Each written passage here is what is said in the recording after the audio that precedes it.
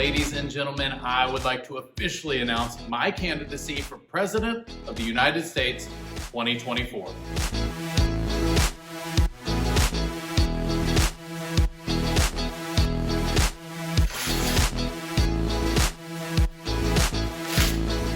Okay, so hopefully you know that I'm not serious about running for President of the United States. Not even a little bit. In fact, I'm not really sure why anybody would want that job. But right now, there's a lot of discussion about who should have that job. In fact, there are 24-hour news cycles around that topic. And there are a lot of people who have serious questions about what each candidate might mean for this country.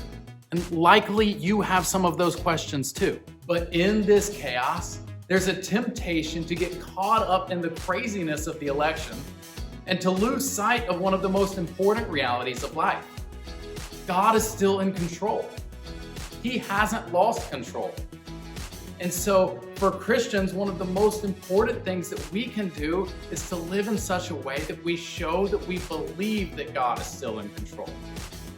Psalm 33 describes what it looks like to live in such a way that we trust and we put our hope in God and in God alone.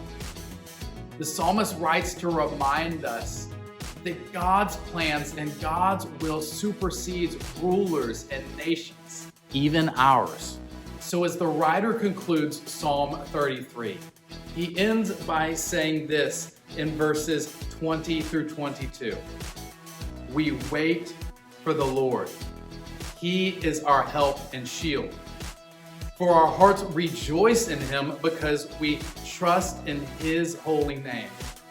May your faithful love rest on us, Lord, for we put our hope in you. And so even in the chaos of this election season, the question is, do we trust that God is our defense? That we can rejoice in him no matter what's going on around us? Because if that's true, it changes the way we live. We live as people with hope. Which then means the way that we speak to others will speak out of love and compassion, even when we disagree. And so I have to ask, do you trust in the Lord, no matter what's going on around us? Because if we do, it's going to impact our lives. It's going to impact our words. And it's going to impact the hope that we have in him. Because we impact the people around us.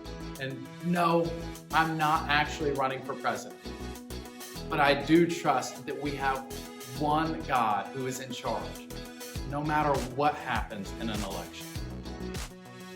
Well, if this is encouraging to you, as always, like it, tag a friend, and share it on your social media. And I'll be back next time with another 2 minutes.